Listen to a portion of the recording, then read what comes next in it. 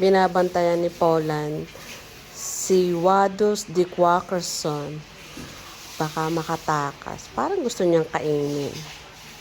Nakalawit pandila ni Poland. Oh, binabantayan niya mabuti. Oh,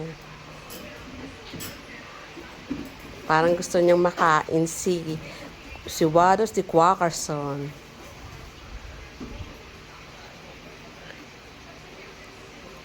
Nakaabang si Poland kay Wadus de Quakerson.